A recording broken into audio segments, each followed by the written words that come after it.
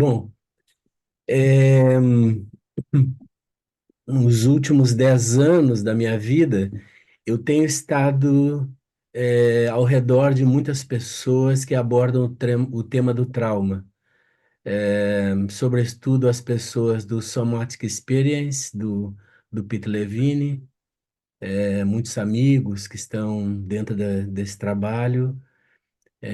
Nos últimos 7 anos, eu tive muito contato com o trabalho do trauma a partir do Biodynamic da Dinamarca, e aí se fala muito de trauma. Então, eu tenho estado muito próximo das pessoas e ouvindo sobre esse tema e perpassando ele. E ao ouvir tanto desse tema, eu me dei conta, porque uma das coisas da minha vida que está presente na minha vida, eu diria, há mais de 40 anos, é o tema da meditação e das artes contemplativas como um todo. E eu comecei a ver, principalmente as coisas que as pessoas do Peter Levine falam, eu comecei a ver a importância da prática da meditação e todos os recursos que ela tem na reparação do trauma. Eu quero compartilhar um pouco isso com vocês aqui e também a gente realizar uma prática centrada na questão do trauma e, ao mesmo tempo, centrada na própria base da meditação. É preciso que, antes de tudo, a gente compreenda uma coisa: o trauma não pode ser curado sem um acompanhamento de terapia. A meditação por si só, ela não cura o trauma, mas ela pode ser um elemento bastante restaurador, bastante positivo, acompanhando dentro de um processo psicoterapêutico. E então eu queria compartilhar um pouco dessas ideias com vocês aqui. A gente vai ver uma primeira imagem e a partir daí eu vou seguindo um pouco. Pois bem, o trauma, ele é uma palavra que deriva do grego, que tem a ver com ferida, e basicamente a experiência do trauma é como se fosse uma perfuração no próprio organismo. Eu estou falando da questão física, que a questão cognitiva ela é alterada na sequência. É uma perfuração por um agente adverso que nos causa uma sensação de um impacto muito forte e que o próprio ego ele não consegue dominar, nem ter controle, nem mesmo elaborar esse impacto. O trauma, na maioria das vezes, ele é uma experiência de alta intensidade, é uma experiência de medo e com o temor de morte, de aniquilação. É, Muitas pessoas não têm, duas pessoas podem estar numa mesma situação. Uma pode ficar traumatizada e a outra não. Geralmente, a pessoa que não fica traumatizada, ela tem recursos instintivos e uma capacidade também de elaboração naquela situação que ela não fica traumatizada. Geralmente, a pessoa traumatizada, ela tem uma dificuldade de lidar com aquele impacto e de, no pós-trauma, elaborar essa situação. Ela fica sob esse estado de choque, muitas vezes. E os sintomas do trauma, eles não estão exatamente no acontecimento que o desencadeia. O trauma e o efeito pós-traumático, ele está ligado à energia residual que fica congelada no organismo sem uma saída, sem uma descarga, vamos dizer assim, sem liberar esse excesso de excitação sobre o sistema nervoso autônomo. E a desregulação do sistema nervoso autônomo, ela vai a extremos. Ela pode deixar uma pessoa num estado de muito alerta, o sistema nervoso com uma sobrecarga de excitação muito alta, ela vai ficar muito alerta, E, ao mesmo tempo, ela pode ir para um outro extremo, para um estado de hipoativação, ou de hiperativação, ou de hipoativação. E na hipoativação, há uma sensação de paralisia, muitas vezes. Há uma sensação também de estar congelado aí.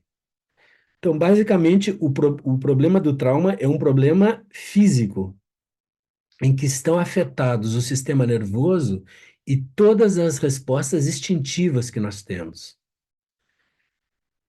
O trauma, a gente percebe ele em vários sinais, né? E aqui eu estou falando, logo eu vou explicar tanto o trauma de choque como o trauma de desenvolvimento. Os sinais de trauma, eles se mostram numa pessoa no constante estado de alerta, nos tiques que ela tem, no estado de confusão, na sensação de insegurança e de medo. Também você vê isso no grau de impulsividade que alguém pode ter, em ataques de violência que uma pessoa traumatizada pode vir a ter, e os estados depressivos, muitas vezes conectado a essa sensação de, essa situação de hipoativação, do sistema nervoso autônomo. A dificuldade, principalmente, é uma das coisas, o batimento cardíaco acelerado, a desregulação crônica, como muitas vezes há no estado de pressão muito alta, ela pode ter raízes no trauma. Não existe uma justificativa, uma explicação clara de doenças com trauma, mas há muitas evidências que o trauma faz um estrago muito grande no organismo e que pode afetar órgãos, que pode afetar o funcionamento do organismo pela alta ativação do sistema nervoso. E aos problemas de insônias, sobretudo a dificuldade social, de vínculo relacional, pessoas com muita dificuldade de vinculação, de envolvimento social. Pode ocorrer mudanças no tom de pele, muitas reações. E há uma característica muito grande no trauma, nos estados de dissociação, de paralisia e de medo em muitas pessoas. A gente pode trocar sair dessa imagem e deixar meio aberto agora? Não, deixar aberto assim. É, há duas formas do que o trauma pode aparecer. Há o trauma de choque, que ele tá. Há o trauma de choque e o trauma de desenvolvimento, tá? Vamos falar do trauma de desenvolvimento um pouquinho.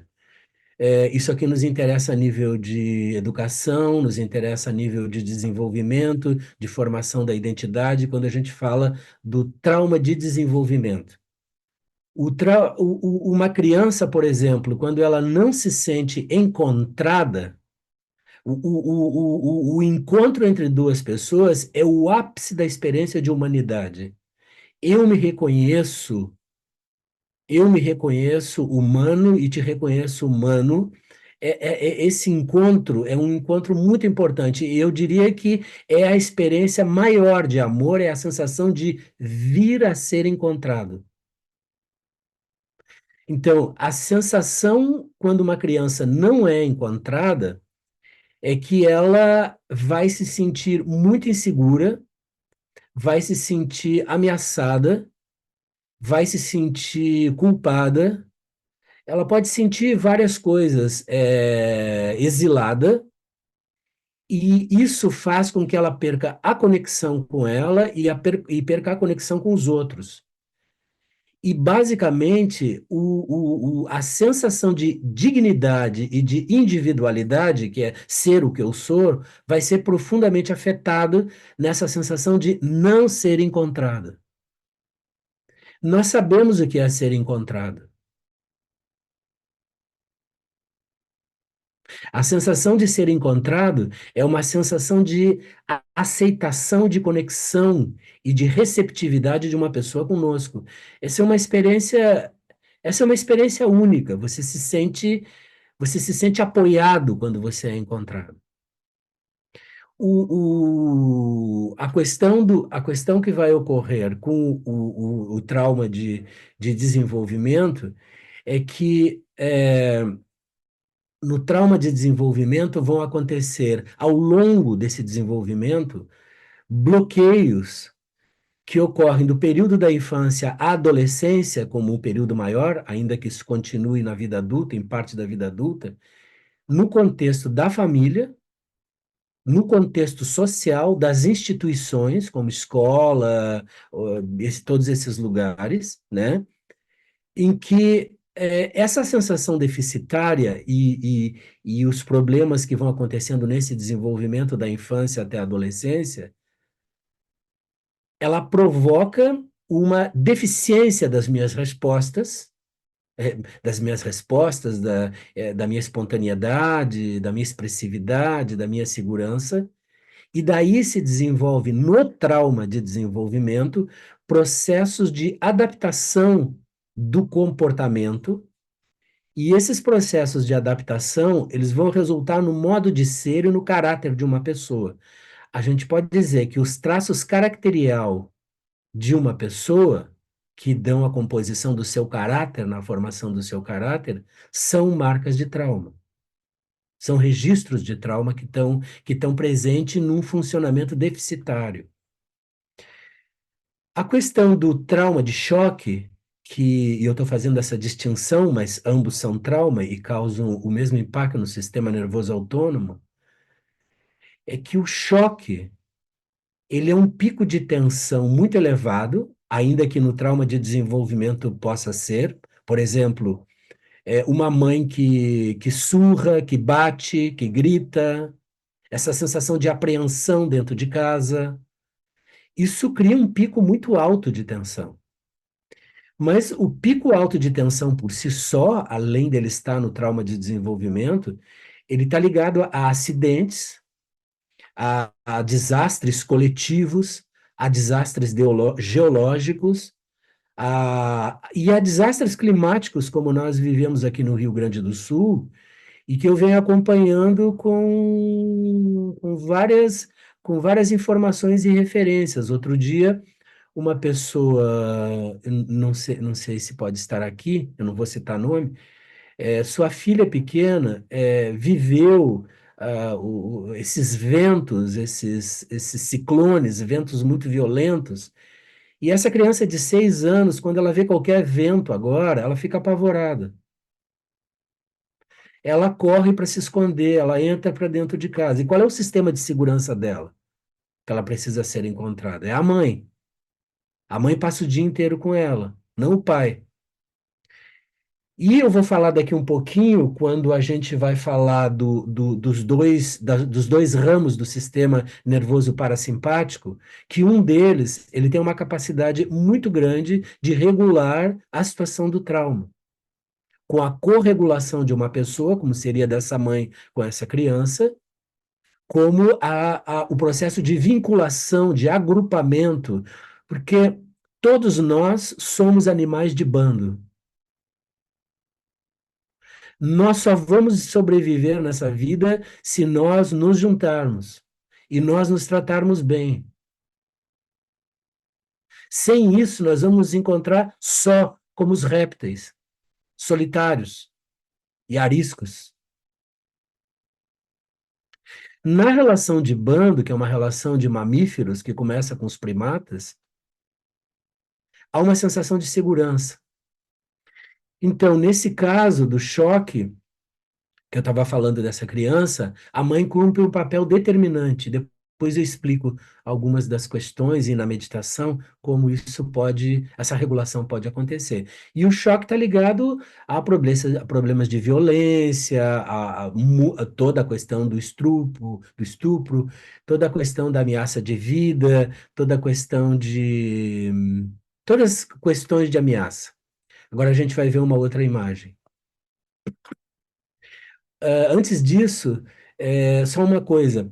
Há um efeito do trauma, o trauma secundário. O efeito do trauma secundário, ele está ligado a pessoas que estão expostas indiretamente ao acontecimento traumático. Por exemplo, todos nós que ficamos acompanhando as informações do que estava acontecendo no Rio Grande do Sul, e não estávamos ali naquelas regiões, nós estamos também sob o efeito do trauma. E nos sentimos apreensivos. Pessoas que, por exemplo, têm um conhecimento de um desastre catastrófico, um terremoto, é, enfim. As pessoas que acompanham pessoas traumatizadas, elas estão sob o efeito do trauma também. E quando as pessoas atuam em zonas de guerra e desastres geológicos, aí a gente vai ver que essas pessoas lidam diretamente com aquelas pessoas traumatizadas num alto nível de tensão do trauma.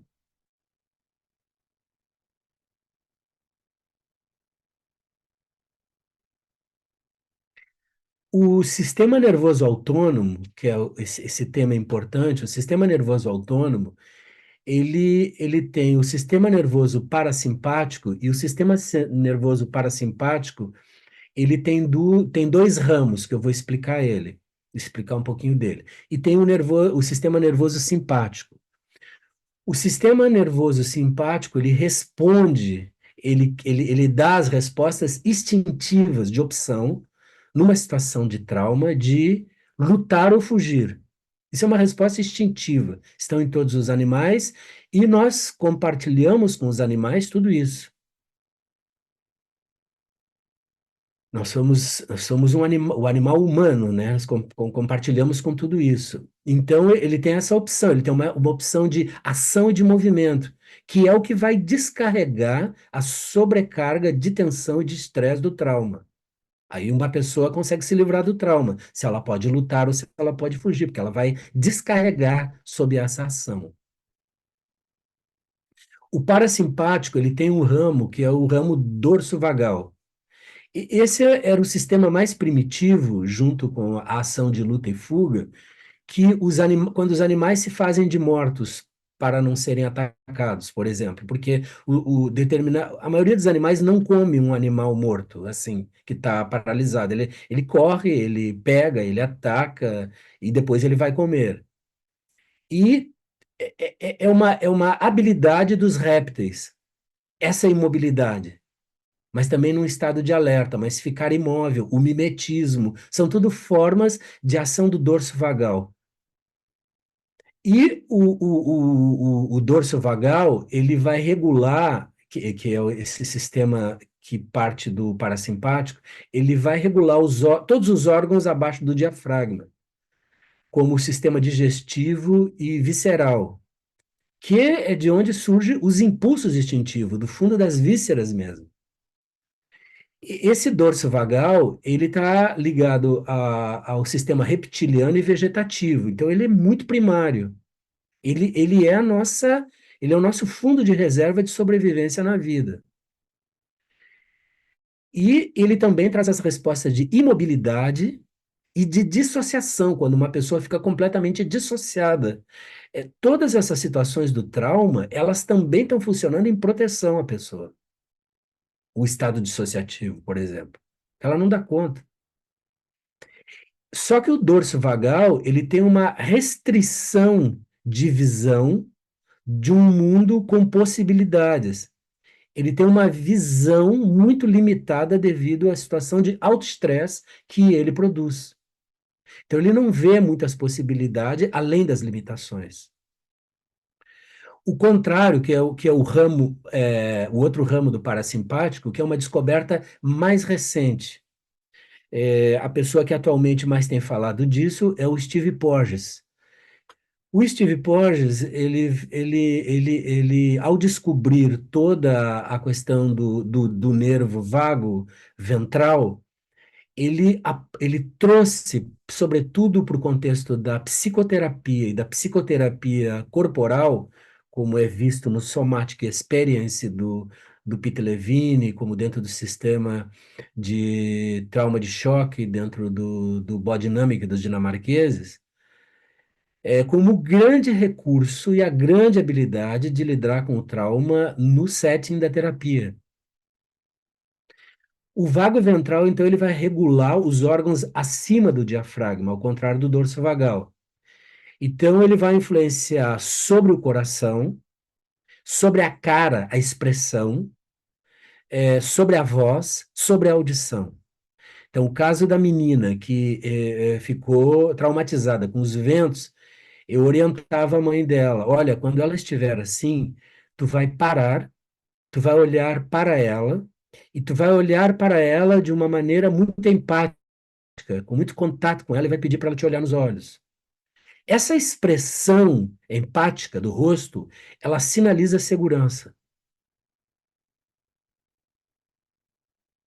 E o tom da voz, ele vai influenciar na audição.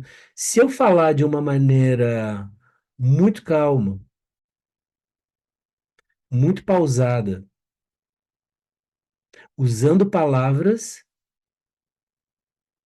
que se ajustam àquela situação, isso, que é uma função do vago ventral, ele pode criar uma corregulação com uma pessoa traumatizada. É isso que vai se fazer no setting de terapia.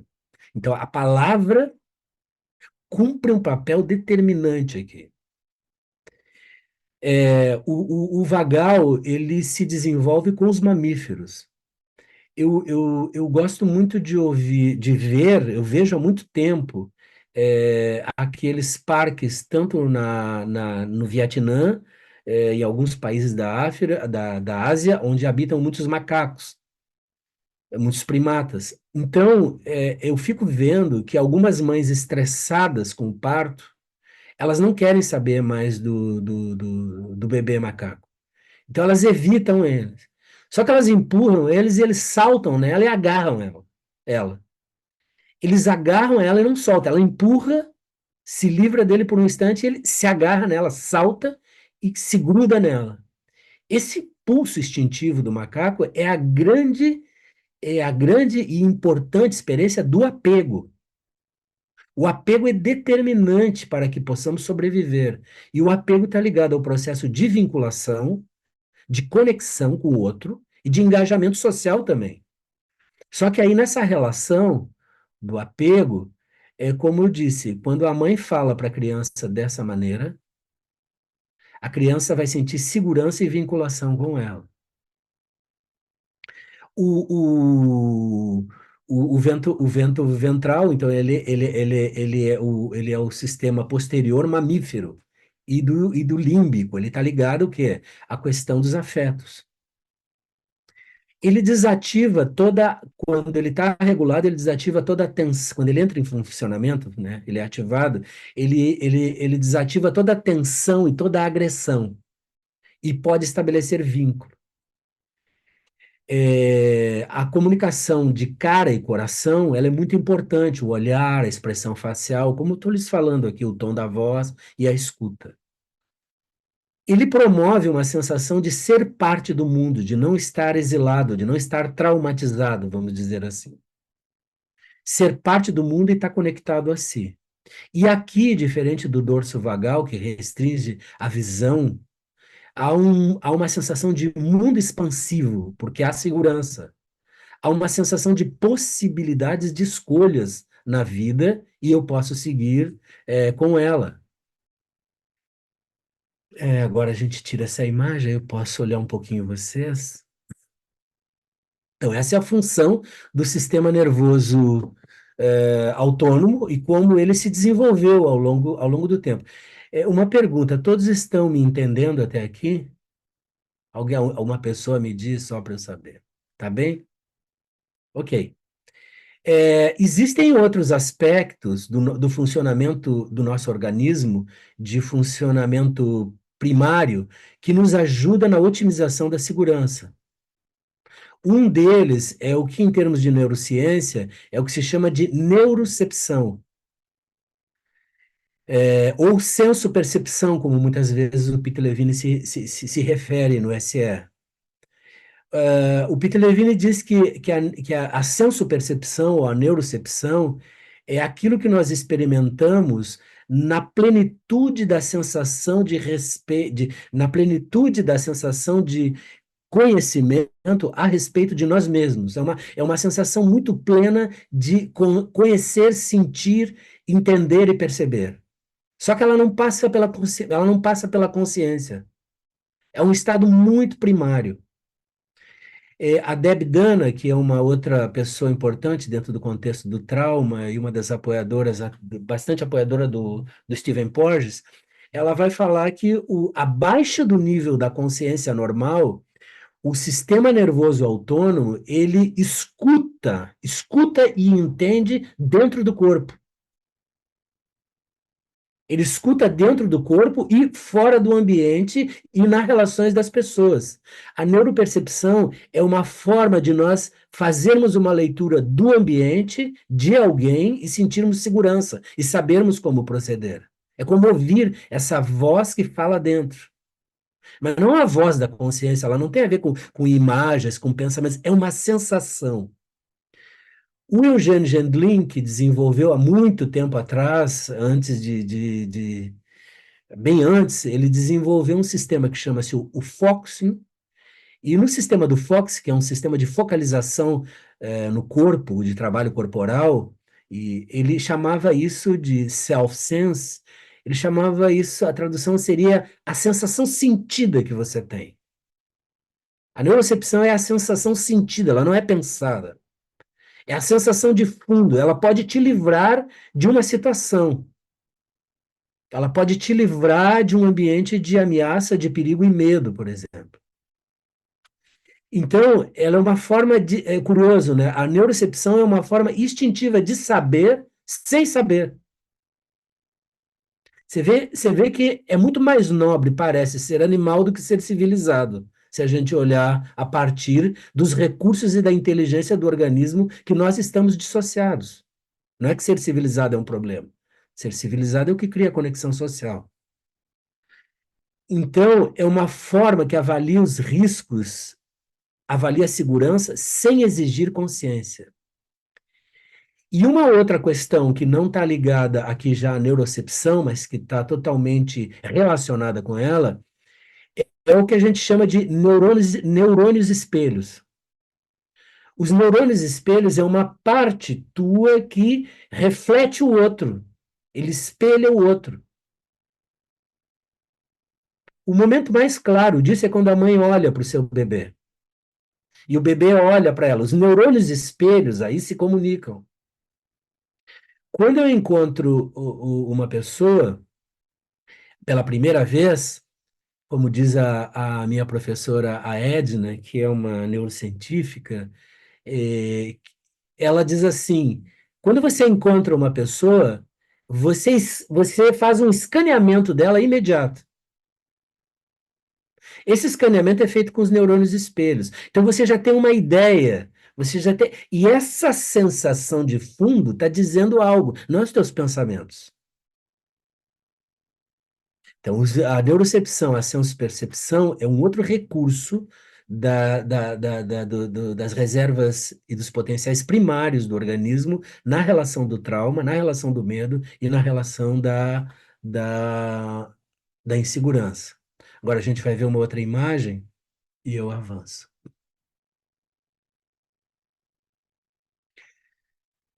É, podemos passar essa imagem também adiante? Agora, essa aqui está bem. Uma outra experiência que está dentro do trauma, mas está além do trauma, também como um todo, eu diria assim, ó, as bases da vida são feitas de raiva e de medo, e também de amor. É como se essas emoções elas fossem os fundamentos da vida. Sem raiva, uma pessoa não sobrevive. E sem o medo, você não se organiza. O medo, ele pode gerar muitos problemas, mas o medo também é uma emoção, pelo menos eu aprendi isso com os dinamarqueses da Boa Dinâmica, o medo é uma emoção que te organiza. Mas os problemas do medo, quando ele está a nível já neurótico numa pessoa, ele não lhe ajuda em nada. Mas como resposta instintiva, como raiva e amor, ele é bastante importante. Então, o medo ele vai criar um retraimento e um fechamento como defesa para você sobreviver a uma ameaça da mãe, ameaça do pai, ameaça no mundo. E o efeito do medo, ele é um efeito a nível corporal bem importante.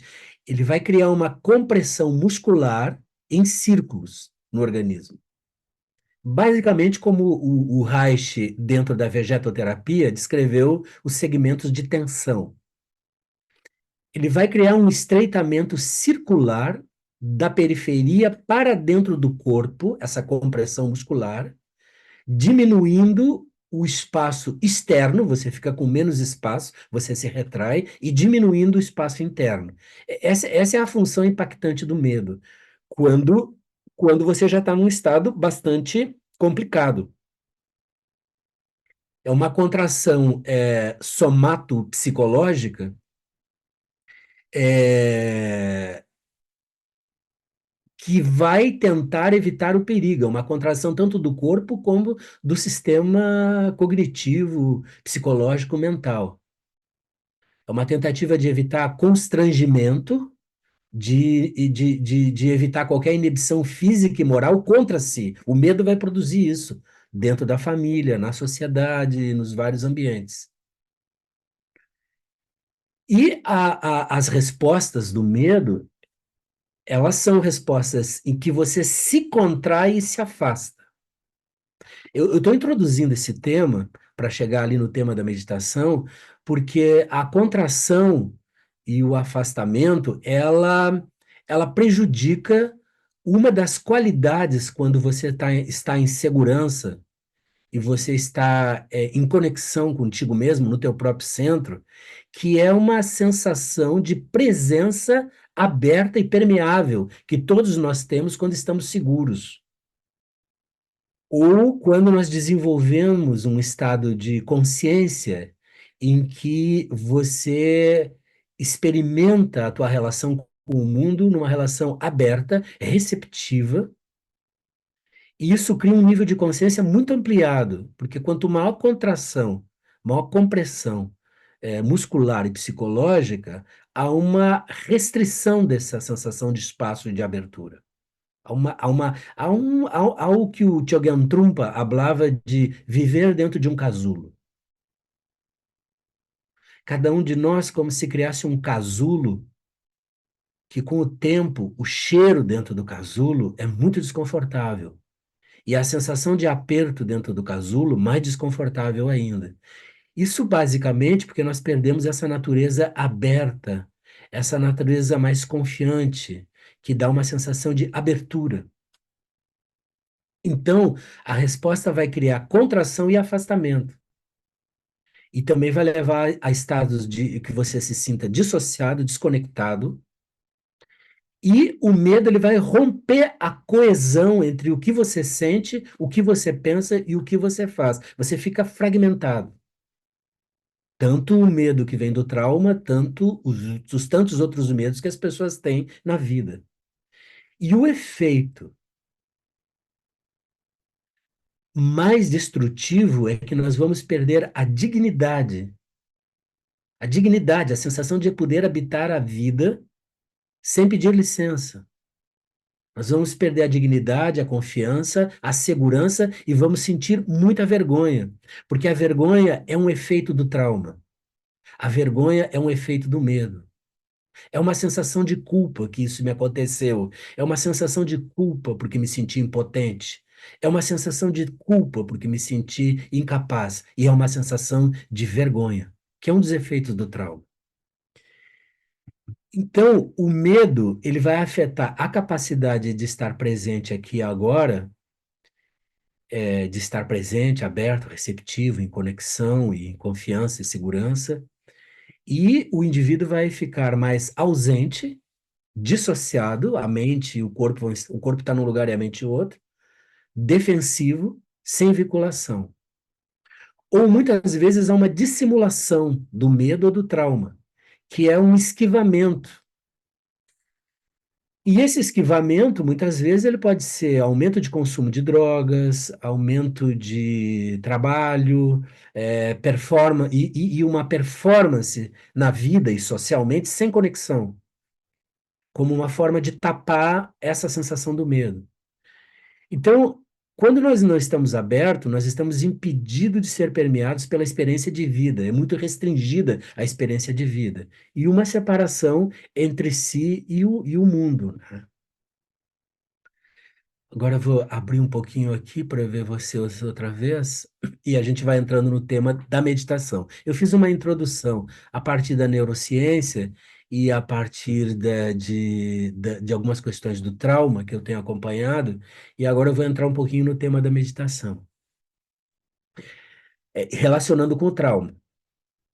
É, a questão de luta e fuga, ela provoca um movimento de descarga da tensão, ameaça e do perigo. Então, quando eu tenho a resposta de luta e fuga, eu consigo me livrar do trauma. Do contrário, não, porque eu descarrego esse excedente. E nessa mudança, nesse movimento, há uma mudança espontânea na reação, na fuga, ou quando eu luto, quando há esse movimento, há uma mudança na respiração, ao contrário do congelamento, em que a respiração vai ficar imobilizada. Então, eu tenho uma resposta na respiração. E a respiração, na questão do trauma, ela é o ponto-chave. A respiração, para vocês entenderem bem, ela é a linha limítrofe entre o sistema cognitivo e psicológico e o sistema físico. Ela vai mediar a respiração. Então, a respiração ansiosa, a respiração agitada, a respiração angustiante são marcas de trauma, onde ocorreu essa cisão, essa disfunção entre esses dois sistemas. Então, na resposta de luta e fuga, a respiração se aprofunda e eu vou perceber movimentos mais livres no diafragma. E o diafragma é o músculo que está ligado à respiração no organismo. Eu vou sentir os movimentos do diafragma e do abdômen e uma expansão das costelas. Isso ativa todo esse sistema de diafragma para cima. E eu libero, através do abdômen, com a respiração, toda a carga excedente que implode dentro das vísceras. Então, a respiração no trauma, ela está suspensa ou ela tem síndromes de hiperventilação, que é essa respiração que fica mais acelerada, que ela leva a impulsos, muitas vezes, de desespero e de agressão. Estão me acompanhando? Eu lhes pergunto porque às vezes eu pego um pouquinho a marcha e aí eu volto um pouquinho para ver. Estamos juntos? Essa é uma expressão que se usa muito em espanhol, estamos juntos, estamos ou não estamos? E aí a gente faz a caminhada junto. É, agora nós vamos, bom, relacionei diafragma, ansiedade, medo e trauma. Agora a gente vai ver outra imagem. Aí nós temos uma saudosa imagem do Ryuichi Sakamoto, esse grande artista e músico, quando está meditando, está em contato com a sua respiração e seu organismo. O manejo de energia é uma das funções de organização do ego segundo o sistema Biodynamic da Dinamarca. A respiração e o diafragma estão ligados entre si, são os produtores da energia do organismo. Da usina de energia do organismo. Então, o diafragma é a área do corpo que está conectado ao manejo de energia.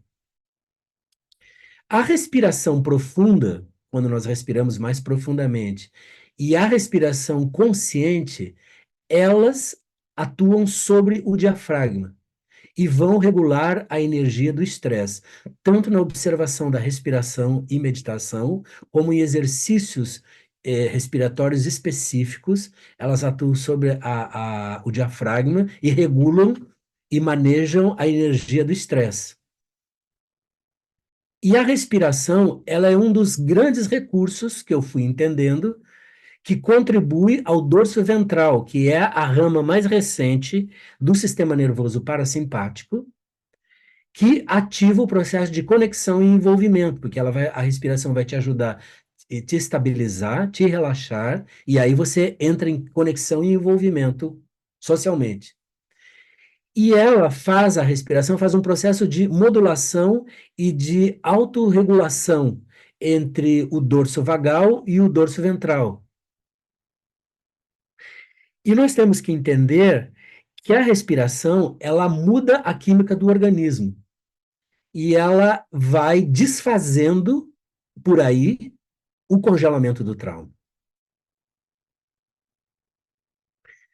Então a gente pode ver uma outra imagem agora, vamos ver aqui uma outra imagem.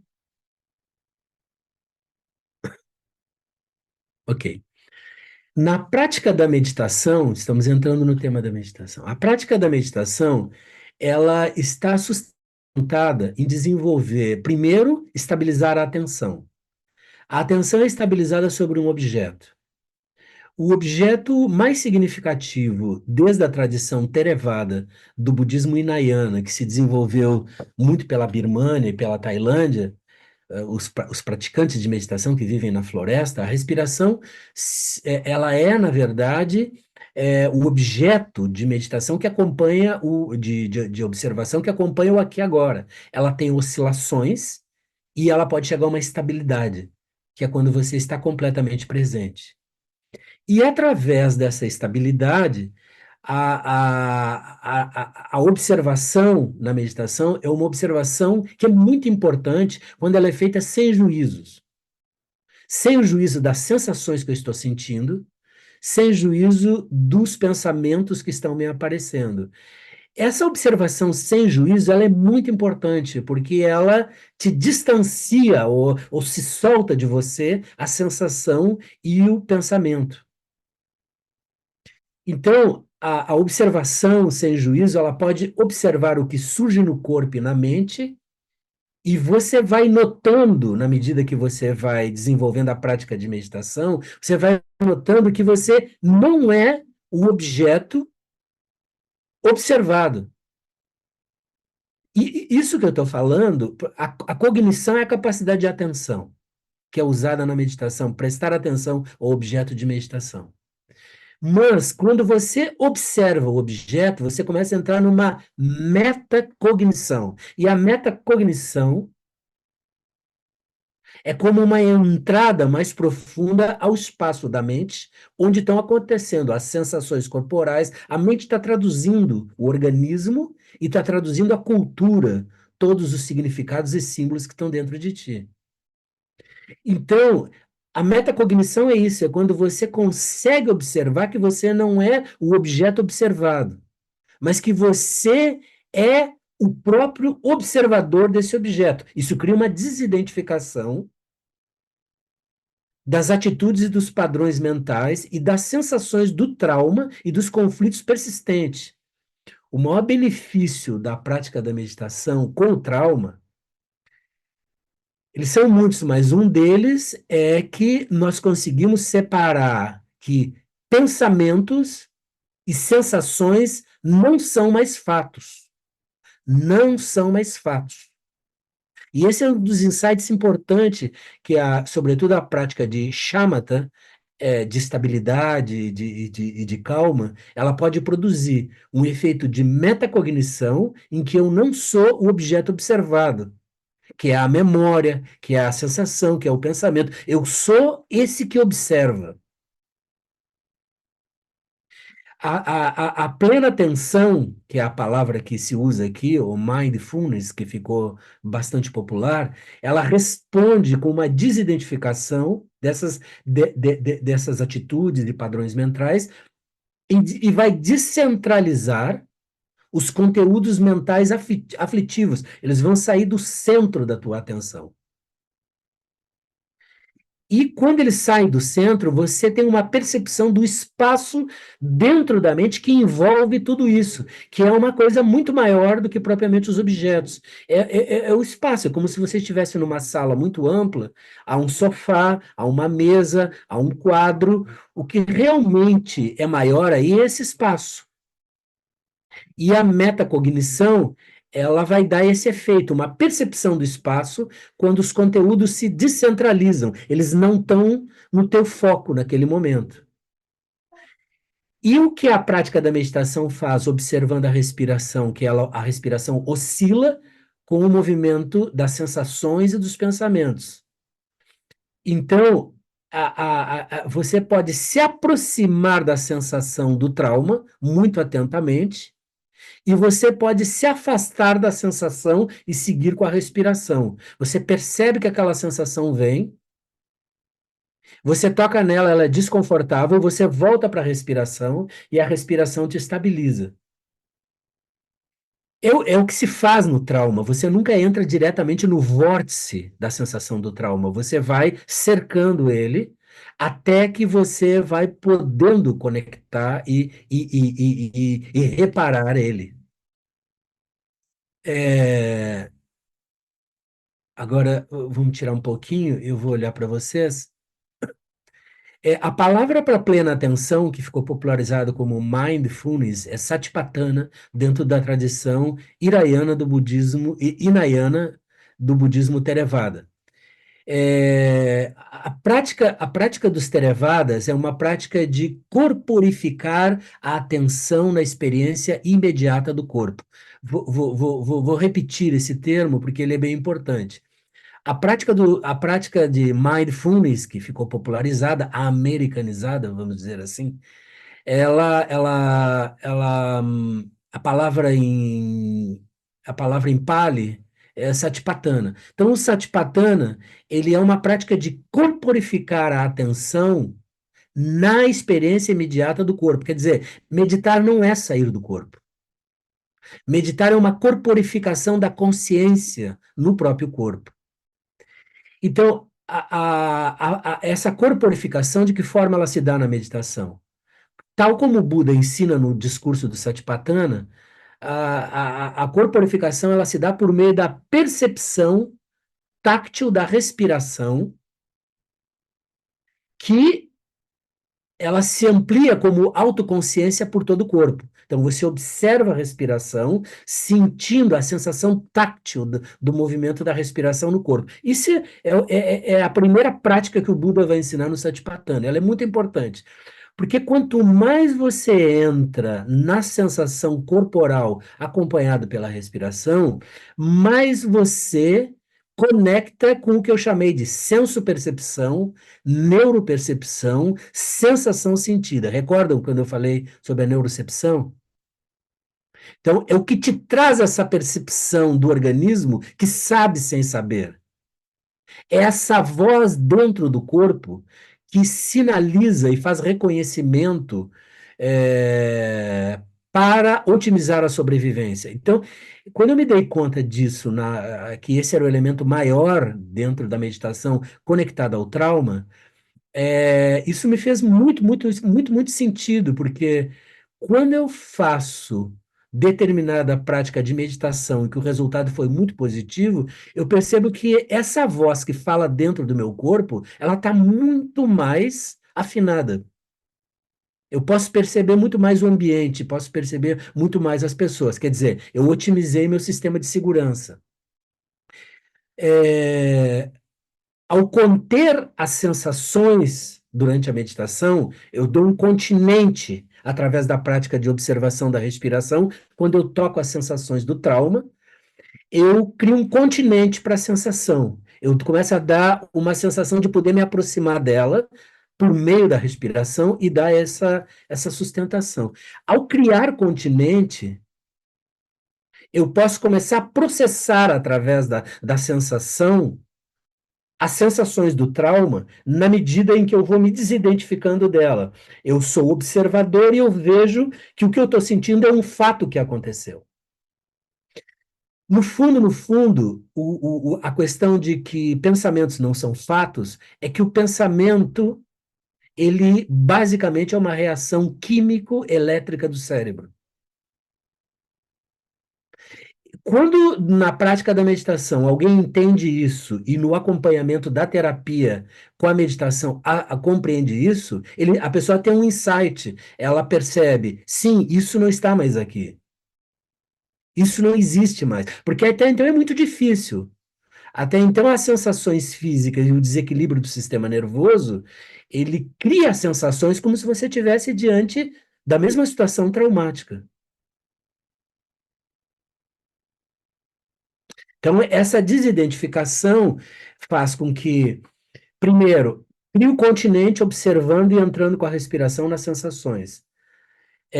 Consigo processar e amenizar essa sensação, e ela pode chegar a ser transformado o efeito dela. Eu posso me sentir mais seguro, ou posso sentir ela e me dar conta que isso não está mais aí, que isso não existe mais aí.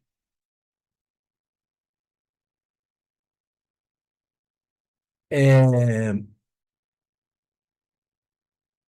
ao- Quando nós nos damos conta que os pensamentos são apenas pensamentos, é que nós vamos ter o insight de que pensamentos não são fatos, não são coisas concretas.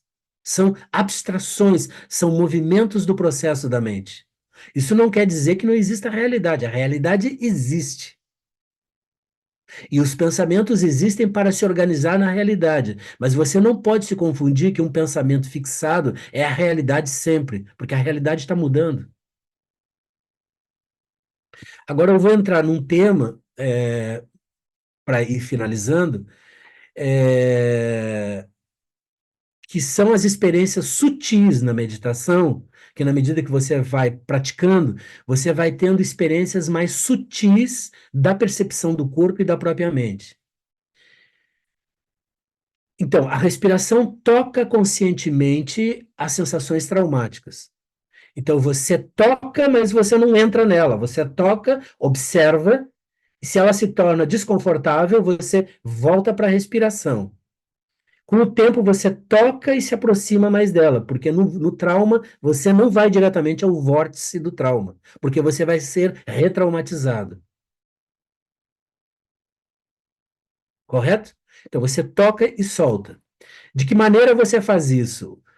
Você toca observando e solta através da exalação. A exalação, como nós vamos fazer daqui um pouquinho, ela é uma das práticas mais eficientes na relação com o trauma, com o medo, e independente disso, num aprofundamento do desenvolvimento interior de uma pessoa, a exalação cumpre um papel de dissolver e descongelar muitas coisas.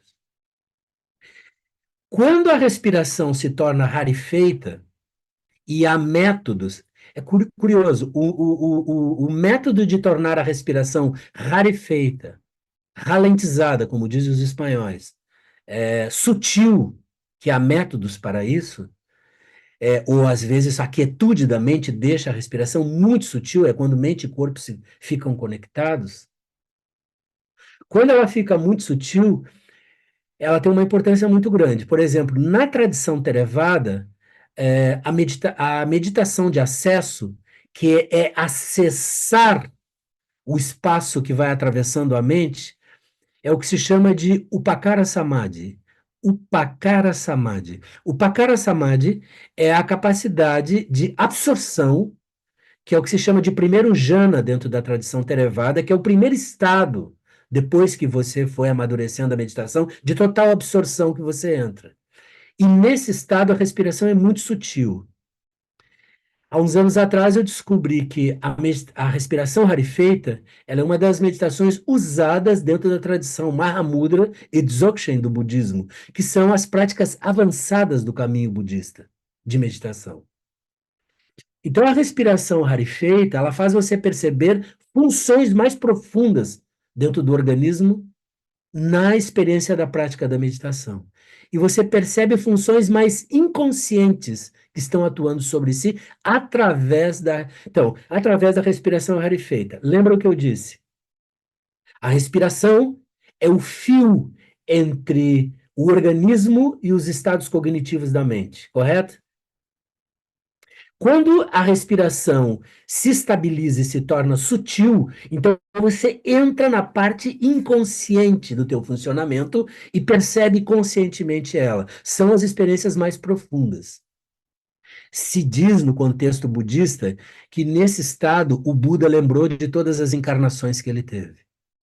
Bom, esse tema das encarnações não é um tema meu, mas o tema das memórias, sim. Você pode, durante um retiro de meditação, você pode lembrar coisas que você jamais lembraria durante o retiro, com a prática persistente. Lá, você estava lá no colégio primário, ou lá no jardim da infância, e você lembra, no meio da meditação disso. A respiração rarefeita, aqui uma coisa importante para a gente ir finalizando. A meditação rarefeita, ela faz você penetrar o substrato da mente. O substrato da mente. O que é o substrato da mente? O fundo, a base da mente. É a essência da mente, é o substrato da mente. O substrato da mente é onde estão registradas todas as memórias que você vive, sobretudo as experiências traumáticas de desenvolvimento da infância até a adolescência, em família e na relação com a sociedade, com o meio social e as instituições. E todas as experiências que você teve. Todas as experiências que você teve estão no substrato da tua mente, como sementes que foram plantadas aí, marcas que foram plantadas aí, e que acordam ao longo da tua vida e voltam a se ativarem dentro de você. A respiração rarefeita, ela entra dentro do substrato da mente, onde estão essas marcas, que é quando você se dá conta de coisas que são inconscientes para você. E o campo do substrato, o campo dele, o tecido onde isso está marcado, é o que nas tradições antigas vai se chamar de, primeiro, para os chineses vai se chamar de Qi, que são as correntes do fluxo vital desinterrompida pelas agulhas em acupuntura, ou com as pressões, com as opressões sob os pontos de acupuntura com os dedos, como o que os japoneses chamam de ki, que usa a energia como kiai, como o movimento do aikido nas práticas marciais, que direciona o fluxo dessas correntes no movimento com o corpo. E o que se chama de prana dentro da fisiologia hindu. Basicamente, o substrato e onde tudo está marcado está aí. Esse é o tecido do substrato. E o Ti, o Ki e o Prana, eles podem ser conectados através da respiração, que é o que vai ajudar você a penetrar no substrato. E onde estão armazenados todas essas coisas. Para finalizar, eu vou dar uma definição da meditação final para a gente encerrar aqui, porque o que eu vou dar aqui é parte dos ensinamentos que estão dentro do retiro, que há muitos anos nós damos esse retiro dentro do Mosteiro da Transfiguração, em Santa Rosa, durante 10 dias de silêncio. A gente vai fazer uma live outro dia para falar não exatamente da técnica da meditação, uma técnica qualquer um pode aprender, mas todo o corpo de ensinamentos que está dentro do retiro, por onde leva. É como tomar a meditação como um caminho, e não propriamente como uma técnica. E o que eu vou falar tem a ver um pouco com isso. Primeiro, a meditação não é uma técnica, a gente tem que entender isso. A meditação é um modo de ver. Na meditação, você vê de um outro jeito. Então, ela é um modo de ver. Tudo que a técnica vai te auxiliar é desenvolver uma capacidade de ver de maneira clara e lúcida, sem distorções das próprias oscilações da mente e do corpo. A meditação a gente tem que entender assim, ó, antes de que ela seja um elemento da prática espiritual das tradições antigas, a meditação é uma educação para ser menos artificial, para ser menos performático. É uma sensação de aprender a simplesmente ser. A ser de uma maneira mais simples, mais descomplicada, menos complexa, porque nós somos muito complexos com toda a nossa, com toda a nossa própria neurose, nós nos tornamos mais complexos. Então, na meditação, você não está tentando, quando está sentado, desenvolver mais imagens ou mais modos de como você deveria ser. Isso não tem a ver com a meditação. Você já desenvolve neuroticamente muitas imagens do que você deveria ser, e muitas vezes você está sempre frustrado porque não alcança elas. Então você precisaria voltar a simplesmente ser você, que é simplificar toda a questão. Então você não está tentando desenvolver mais imagens do que você deve ser. Você senta e você está criando um espaço onde você vai poder relaxar os seus esforços e a não interferir no que você é aqui e agora. Você se deixa descansar. Você se deixa repousar. Você deixa de interferir sobre você. É como se você criasse um espaço para perceber que tem algo que já está aí. Os pensamentos traumáticos de medo, eles vêm e vão, mas você está sempre aí. Você chegou até aí. Não tem nada de errado com você. Mas é preciso encontrar esse lugar de sentar e poder relaxar sem interferir tanto sobre você, porque você está sempre interferindo sobre você. Então, você solta as contrações de medo que você adquiriu ao longo do tempo, nessa sensação de espaço, de conforto da mente e do corpo, relaxando e não interferindo. Você solta a grande parte das contrações e você solta as maiores contrações que são mais do que a sensação de medo, que é a tua reatividade. Cada vez que você é reativo, você se contrai nesse sistema circular de constrição, da cabeça aos pés. Cada vez que você é crítico, você se tensiona. Cada vez que você começa a julgar os outros, você se tensiona. O sistema de contração isola sempre você da sensação do estado de presença aberta ou do estado de receptividade perante a vida. Cada vez que você se auto-justifica com você, ou faz autojustificações com os outros, você ativa o sistema de contração. Essas são as contrações mais profundas que vão acontecendo, que você vai soltando elas também. Por fim, para encerrar aqui, ao obter espaço, ao obter abertura, você vai chegando a um insight de que o que você chama de eu, o próprio ego, eu acho que está aberto o microfone, eu estou retornando minha voz. Ao final de tudo. Esse é o grande ensinamento que está dentro do corpo de ensinamentos do retiro, que é muito mais do que uma prática. Ao adquirir uma sensação de espaço e de abertura, por momentos nós chegamos ao insight que o ego nada mais é, o eu nada mais é do que uma grande contração. E você não nasceu contraído. O ego é uma grande contração do espaço todo, o espaço da própria mente, o espaço que te cerca. Ele é uma contração num ponto aglutinado de medo. É uma contração do espaço e da presença aberta e sadia que você obscurece ela através das contrações, através das sensações de afastamento que a contração traz para você. Bem, não sei se eu fui longe demais, porque eu fui entrando por camadas na coisa da meditação e tentei unir um tema bastante complexo, mas, como eu disse, a minha convivência com as pessoas do trauma me fez dar conta de que a prática da meditação é uma espécie de recurso muito determinante na destraumatização, como uma prática sistemática. Se você tiver uma prática sistemática de meditação, e eu recomendaria que você fizesse, você não precisa fazer todos os dias, mas se você fizer todos os dias vai ser melhor. Mas se você puder fazer 24 minutos de meditação por dia, ou pelo menos 3 vezes por dia, você está criando, na verdade, uma condição de saúde para você.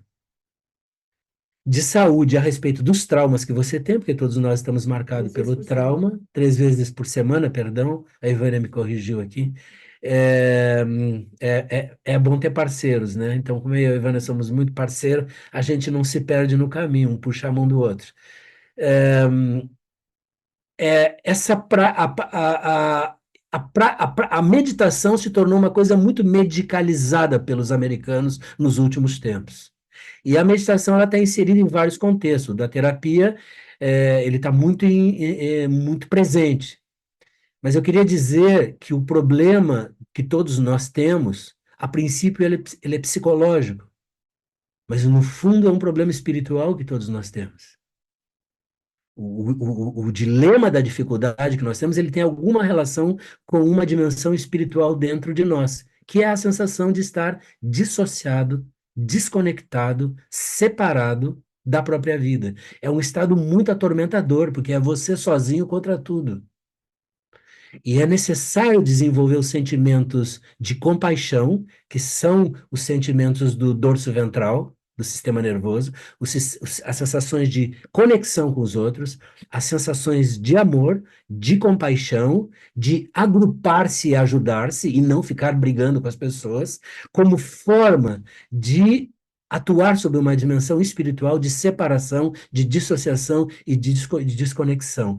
Eu acho que, historicamente, o pior momento da dissociação que nós estamos vivendo é esse. Não há outro momento na história humana de dissociação total que se vive. Então, é um estado amedrontador. O teu sistema nervoso está sempre ativado.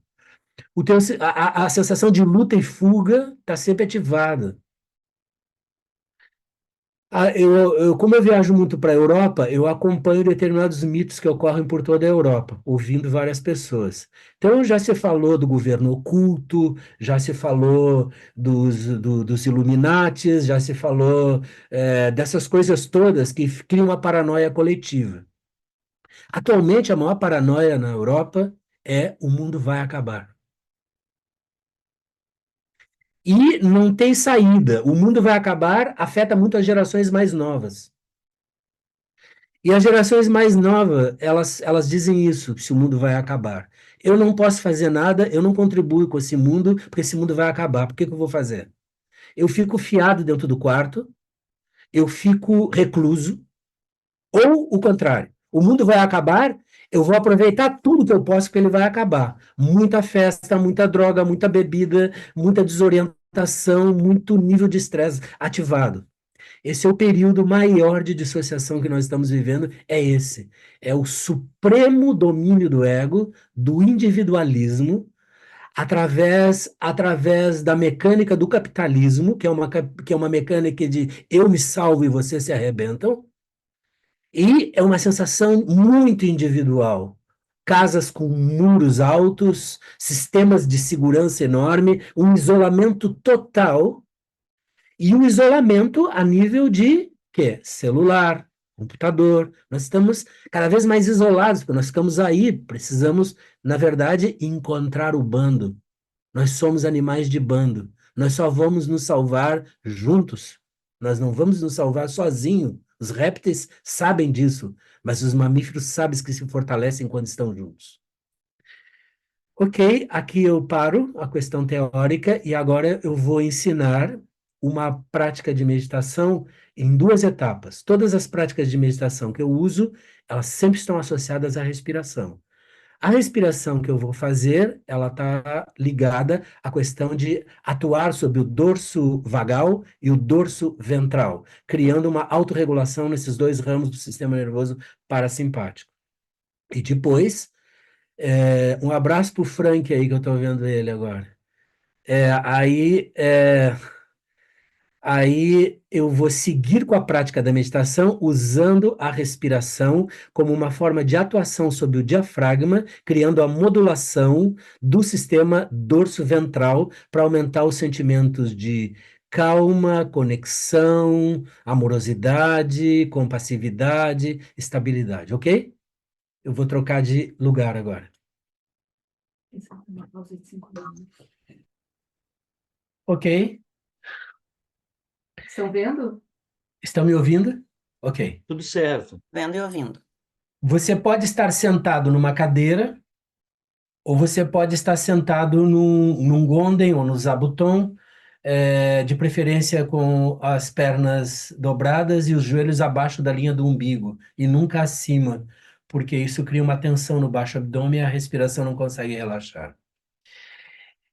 Todas as práticas ao longo do retiro, no Mosteiro da Transfiguração, e toda a prática que eu dou, ela sempre está associada a diferentes exercícios de respiração, como forma de criar o campo de estabilização de corpo e mente.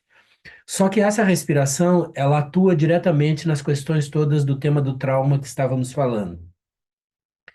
E a gente vai introduzir a meditação através dela. As respirações de contração, de retenção, elas, num primeiro momento, aumentam a pressão interna dentro do organismo. O que significa que uma pessoa que estiver num trauma de choque e muito ativada não deveria fazer. Uma pessoa que pode estar em trauma, ela pode fazer e pode fazer de uma forma mais branda o que nós vamos fazer aqui. É, a pressão aumenta e o exercício da respiração faz com que logo em seguida a pressão diminua cerca de 80% e você cria uma estabilização no final. Então, primeiro eu vou explicar e vou demonstrar. Nós vamos fazer 3 movimentos dela. Quando ela termina, eu sigo a orientação da respiração, novamente, como objeto de atenção da prática. É, Essa respiração, a gente inspira pela narina, enchendo o abdômen, sente quando vai enchendo o diafragma e sente a respiração chegar ao peito. Quando a respiração chega no peito, a gente para um instante e ali, logo em seguida, a gente faz uma reinspiração, que é o que vai preencher todo o tórax. Uma respiração depois que você encheu, você faz isso. E entrou mais uma pequena dose, uma dose de ar, ok? Um pouquinho que eu estou tentando me ajustar aqui com o computador e a câmera, que agora ficou um pouquinho fora do lugar tudo. Inspira enchendo o abdômen, o diafragma e o peito, para e faz a reinspiração. Isso tudo eu vou fazer agora. Depois você exala de uma maneira que tem um efeito muito grande sobre o sistema nervoso. Como se você tivesse uma vidraça na frente, você exala pela boca, dessa forma.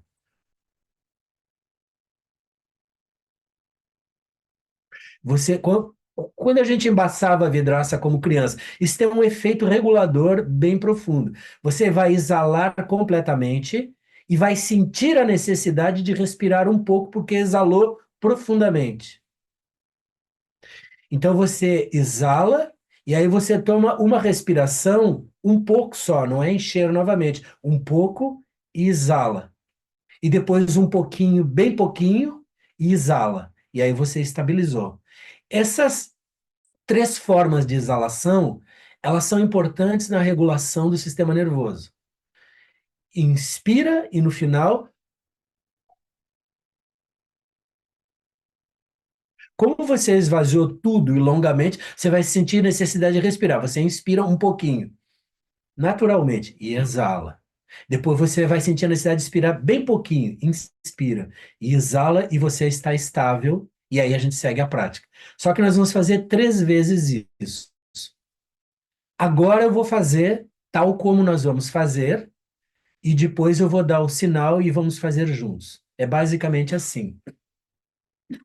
Uma coisa, essa prática nós vamos fazer de olhos fechados, mas ao longo do retiro, a prática do retiro, ela incentiva a abertura dos olhos para aumentar o nível de claridade e de lucidez da mente.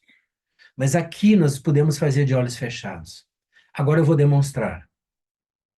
Primeiro, se tira o ar velho que está dentro do organismo, que é como eu vou fazer.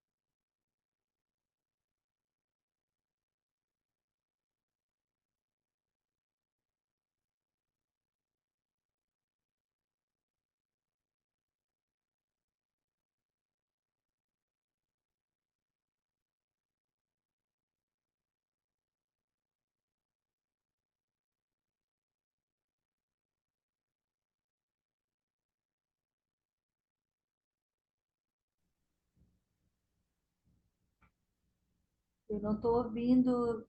Será que sou só eu?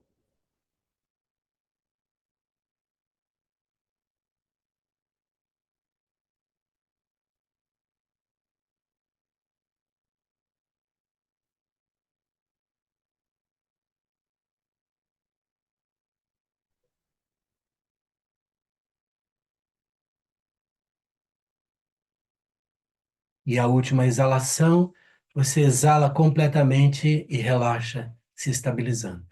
Está claro? Conseguiram entender a prática da respiração? Não? Quem não Não, entendeu? não, Sérgio. Na verdade, tu ficaste muito tempo com a respiração. Na Ok. verdade, depois que tu inspirou, tu parou muito tempo, porque para nós, assim, pelo menos parece que tu parou muito tempo, e aí depois tu saiu do vídeo. Aí eu não conseguia ver mais. Desapareceu. Não se exala pela boca? Se exala pela boca. Primeiro, Eu não vi a tua boca em nenhum momento nem semi-aberta, nem aberta, por isso é que, assim como o Gustavo disse, parece que tu ficaste o tempo todo na inspiração e que claro. não exalaste. Ok. Eu fiquei um período, que é o tempo que eu fico, largo de retenção. Depois eu exalei pela boca assim.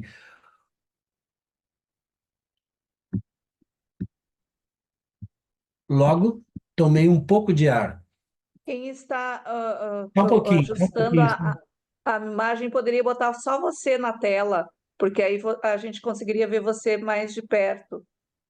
Ah, não Tu Eu tem acho que que todo ajustar. mundo tem que tirar o áudio, porque qualquer barulho puxa a câmera da pessoa. Foi isso que aconteceu antes. Eu acho que todo mundo tirando o áudio, fica só o Sérgio e ele vai ficar sempre na tela, eu acho. Eu vou É desligar o só meu áudio. marcar a Gente, tela dele e aí fica isso. fixa na tela de vocês. Tem que colocar como visualizando quem está falando ali Não, marcar. Está marcado. Não, se você faz isso, se as pessoas fazem algum movimento, algum barulho, também falam, puxa a exato. pessoa. Você Foi o tem que que eu, marcar, você tem que pegar a tela dele e tem assim, marcar. Você clica em marcar e aí vai ficar só a tela dele aparecendo para vocês, para todo tá mundo. certo, obrigada. Eu não entendi a posição dos pés, Sérgio. Se você puder me explicar, os pés ficam no chão ou ficam as pernas em cima da cadeira? Não entendi. Quando você está na cadeira, você fica com os pés plantados no solo. Quando você está em Zabuton ou Gonden, você tem as pernas dobradas, mais ou menos, que deve estar nessa imagem. Eu estou com as mãos sobre os joelhos. Não dá para ver as pernas na imagem. Ah, sim. Sérgio, você poderia repetir as etapas, por favor? Eu vou repetir tudo outra vez agora e vou fazer outra vez. Tá ótimo, obrigada. Agora a imagem tá a minha imagem aí para todos? Sim, Ok.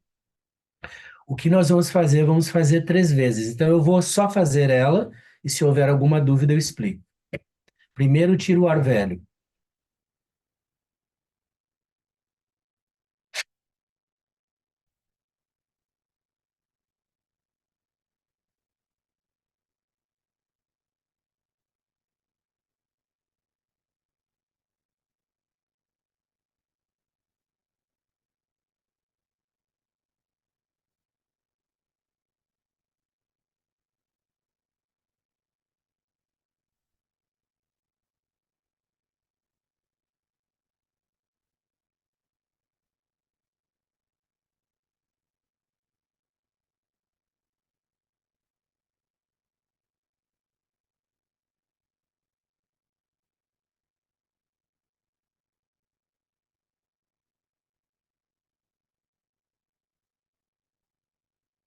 Ok? Quando você faz a última exalação, porque essas 3 exalações elas são importantes a nível de regulação do sistema nervoso, ao final você fica com a boca entreaberta, sentindo, e aí nós vamos seguir a meditação, sentindo a exalação. A partir de cada exalação nós vamos seguindo a prática, ok? Podemos fazer juntos agora? Na cadeira com os pés bem plantados no solo e as mãos sobre as coxas. Podemos fazer de olhos fechados. Então, cada um faz no seu tempo e retém sem exagero, o que pode reter. E a cada respiração que nós vamos fazer, eu toco e a gente faz todas elas juntos. Eu toco o sino. Então, eu vou tocar para iniciar. Espelhe o ar velho e faça a inspiração e a respiração.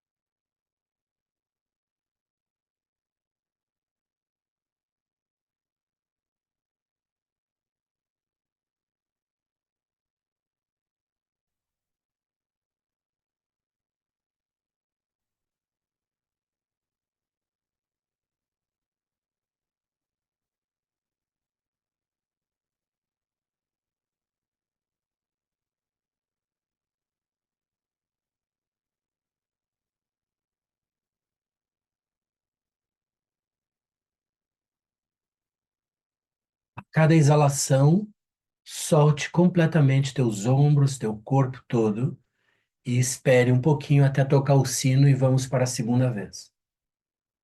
Deixe a boca entreaberta no final.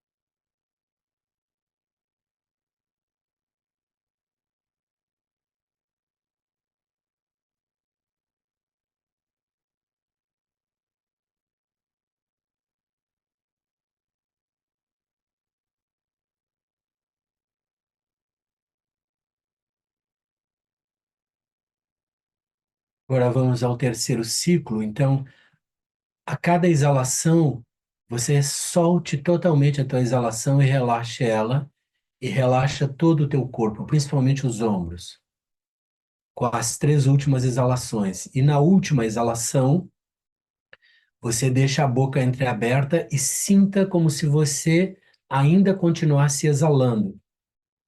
E aí você vai levar a atenção para a respiração como objeto e vai trazer toda a atenção a cada exalação que vai ocorrer com a respiração natural e normal, que é quando nós vamos seguir a prática tomando a respiração como objeto.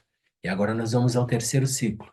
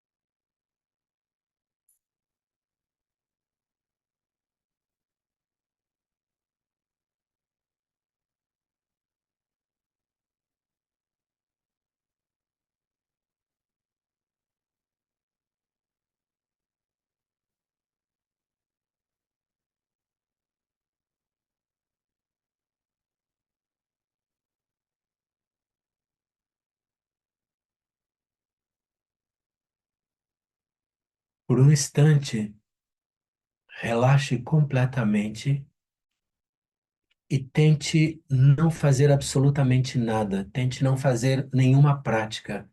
Tente não fazer nenhum esforço. Simplesmente relaxe sem qualquer interferência sobre você.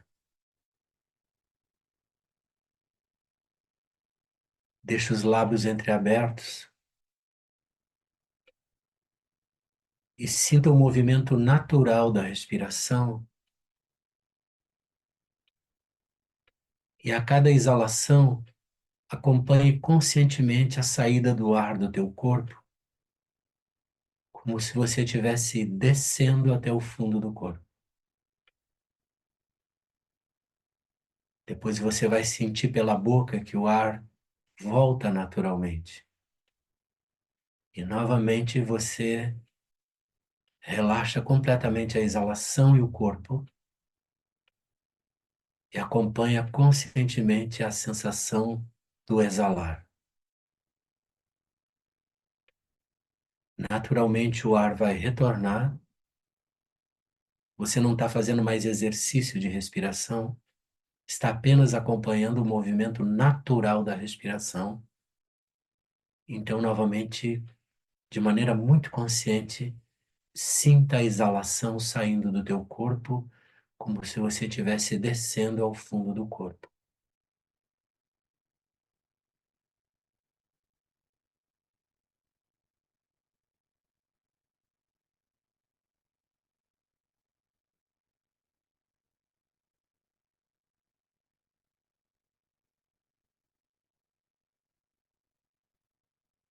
Sinta como se você estivesse exalando, exalando, exalando, e ao mesmo tempo relaxando todo o corpo, relaxando, relaxando, e ao mesmo tempo ainda dissolvendo, dissolvendo tudo que está no meio do caminho da exalação. E relaxe.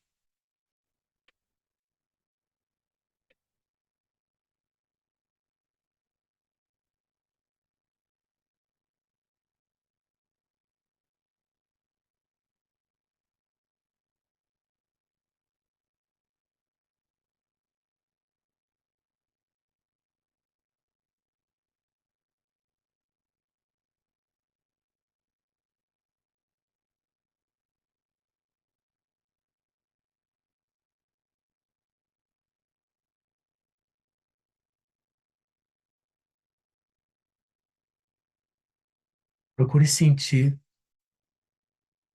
a sensação táctil da exalação que atravessa o peito, o diafragma e vai até o abdômen. Exatamente assim ocorre a modulação entre o dorso vagal e o dorso ventral.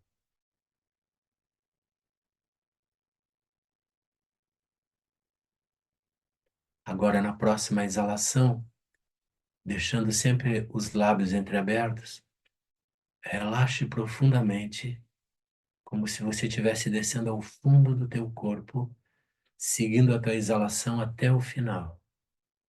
E observe a sensação táctil, a sensação da exalação que vai do peito ao abdômen.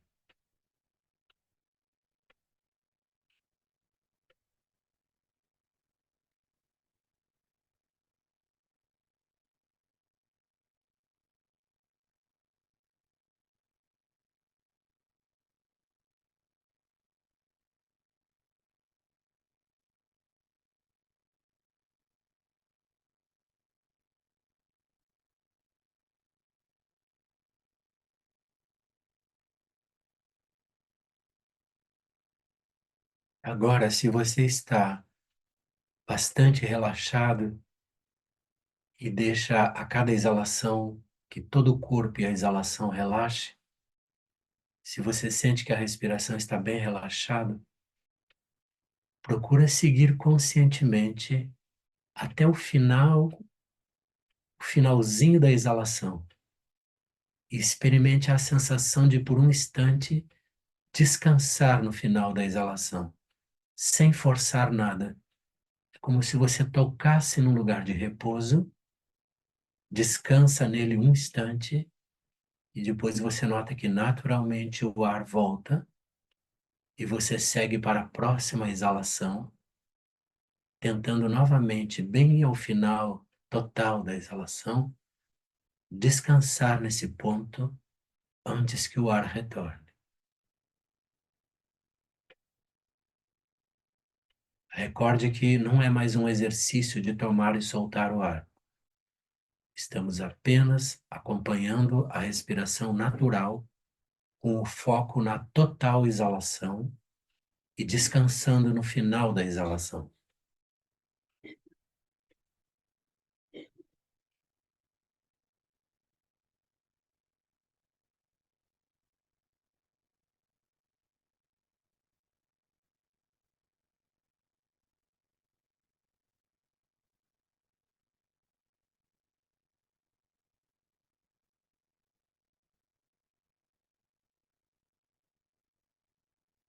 Manter os lábios entreabertos, ele ativa todo o dorso ventral. A cara toda relaxa e fica muito suave, como se você estivesse, perdão pela expressão, como se você tivesse um pouco bobo. O rosto todo relaxa através dos lábios entreabertos e da consciência da exalação.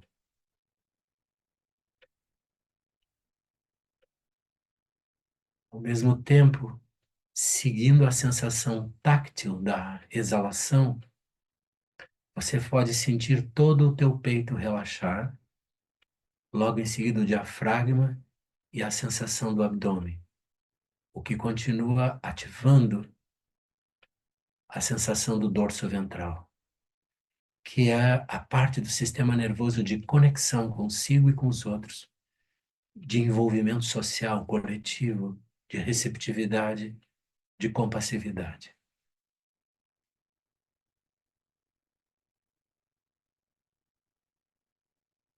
Agora, na próxima exalação, faça isso muito conscientemente. Desça pelo corpo todo, sem forçar nada, apenas soltando, apenas relaxando. E sente o final da exalação. Por um pequeno instante, descanse nesse lugar e depois apenas siga conscientemente observando o ar entrar para estar mais consciente ainda da próxima exalação.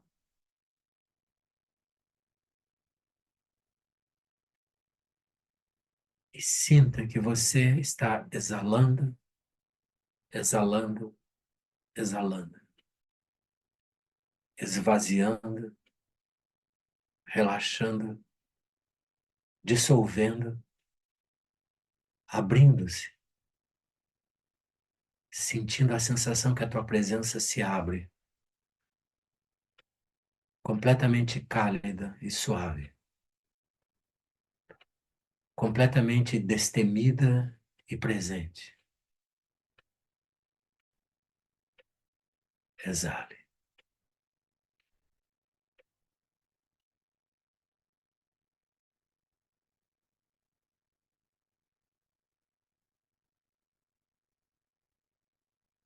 Por alguns instantes, esqueça que existe a entrada do ar e esteja consciente de que você está apenas exalando.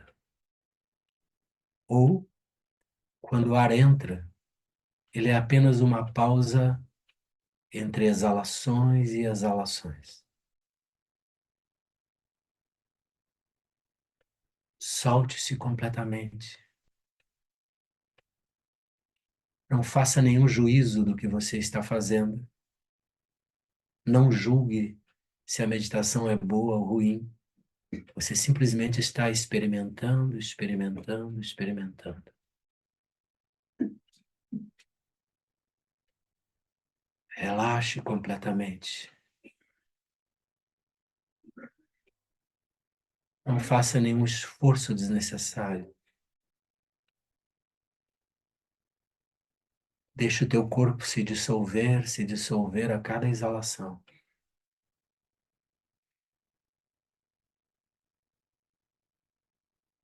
E sinta toda a superfície do teu corpo como que suavizada, como se tua presença no espaço ficasse completamente aberta e suave.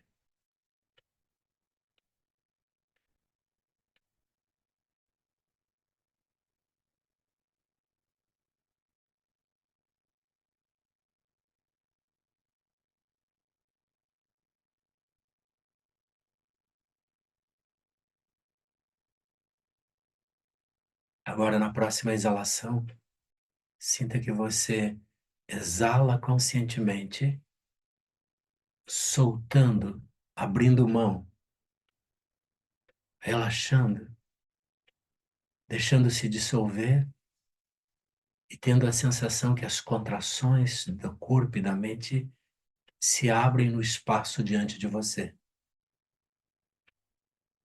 E sinta, ao final da exalação, quando você toca no finalzinho da exalação, que a exalação entra no fundo desse espaço que está todo aberto diante de você. Esse espaço ao teu entorno, na sala ou no quarto onde você está fazendo essa prática. Sinta a exalação se mesclando, se fundindo com o espaço, como se você se dissolvesse no espaço. E relaxe. Toque nesse ponto de repouso.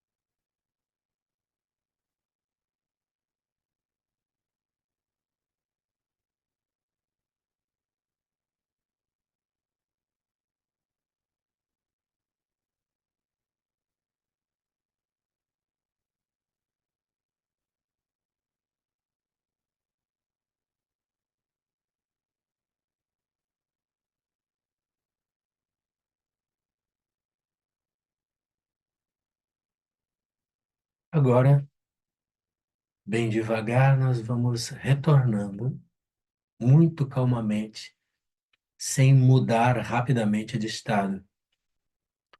Voltando e sentindo estar nesse estado um pouco mais e talvez seguindo com a consciência da exalação.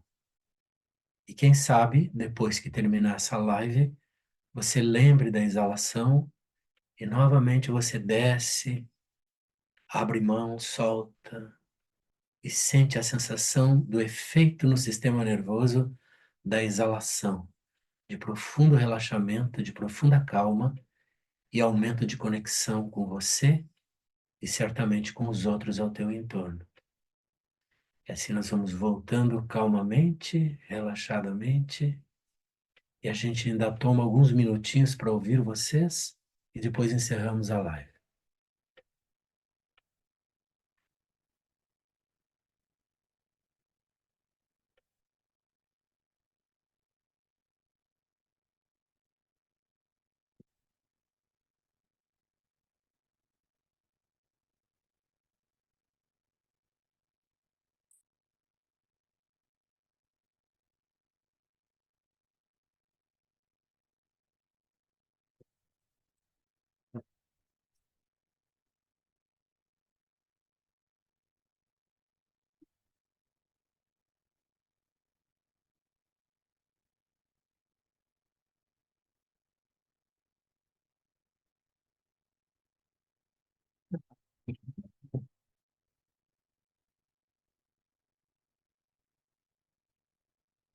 Desde que eu fechei.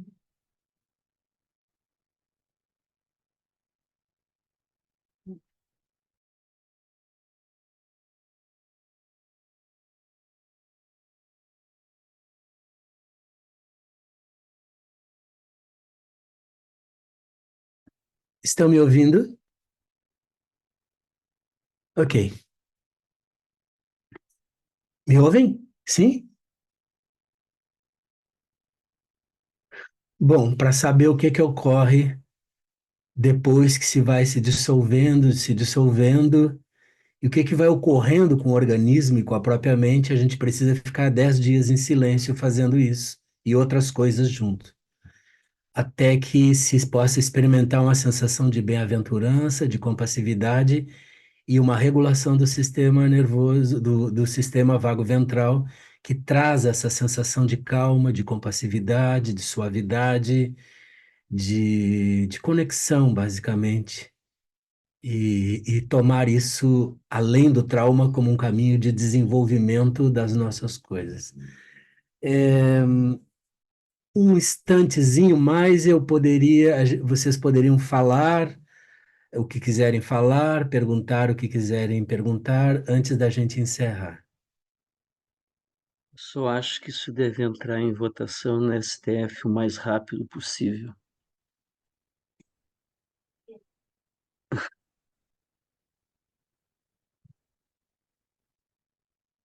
Sérgio, Quem fala? Luciana, Ah, Sugai, pode falar. primeiro te dizer que é muito bom estar com você aqui de novo. Estou muito feliz e estou muito feliz porque vou voltar ao retiro. Estou numa felicidade sem fim, porque tudo isso que você falou, realmente eu tenho vivi, né, os 10 anos que eu participei do Sim. retiro, e isso é muito concreto para mim. Essa experiência toda que você falou é extremamente concreto para mim, e é um dos lugares de maior conexão mesmo, maior paz, enfim. Estou muito feliz, Sérgio, muito feliz por essa oportunidade, viu? Muito Eu bom.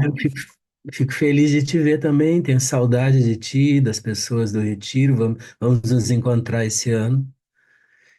E uma pessoa me perguntou se faz sempre antes da. Sim, nas práticas de meditação, eu ensino essa e outras respirações, sempre como introdução ao estado de sincronização da mente e o corpo, para daí seguir a meditação, para criar conforto, estabilidade, bem-estar do corpo e da mente, porque a mente, quando está tensa, ela não consegue meditar, você tem que colocar ela em conforto, e os exercícios de respiração vão ajudar.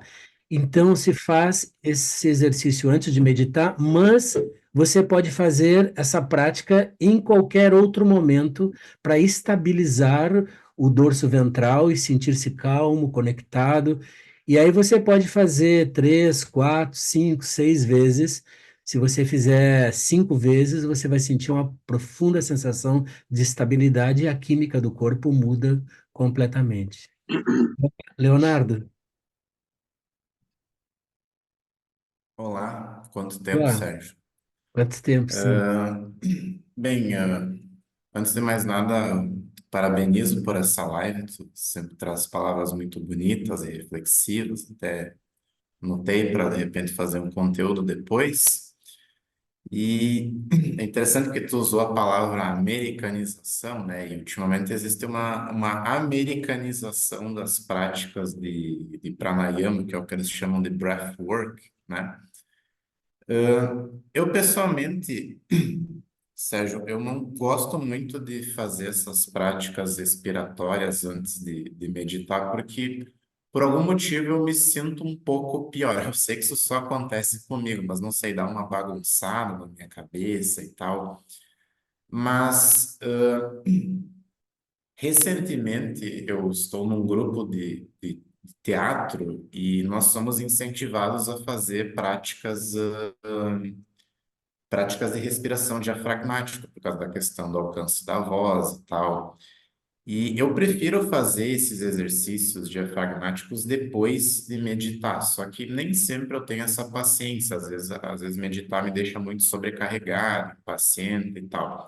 Enfim, a minha pergunta é a seguinte, Sérgio, considerando que o nosso jeito certo de respirar é pela barriga, né, que é o jeito que os bebês respiram, Se eu simplesmente só meditar, se eu não fizer nenhum exercício assim de colocar a mão da barriga, de mudar o jeito que eu estou respirando, a prática da meditação por si só, ela já faz com que eu comece a respirar de forma diferente, assim, no sentido de que eu posso estar respirando pelo diafragma só pelo ato de eu sentar e observar os meus pensamentos, isso acontece? O fato de não exatamente de observar os pensamentos você toca e solta eles, de observar a respiração e principalmente a sensação táctil da respiração, você vai notando que você vai relaxando e quando ocorre a estabilidade, o que você vai perceber é que você está respirando naturalmente e profundamente. Aí você vai notar que estando muito calmo, com a mente e o corpo mais estabilizado, apenas seguindo a observação da respiração, principalmente essa prática de colocar atenção na exalação, chega um momento que você está muito calmo, estabilizado, e aí você percebe que a tua respiração se move instintivamente de uma maneira natural. Ela entra na barriga, toca o diafragma e o peito e exala naturalmente, como se tu criasse meios naturais para o organismo simplesmente poder respirar naturalmente. Esse é o que vai acontecer. Eu acho que está respondido a minha pergunta, porque eu Tá, percebi que tu percebeu no final? na, eu percebi que a minha voz muda só de observar a Claro. respiração. É isso, obrigado. É isso aí. Um abraço, Leonardo. Roseli,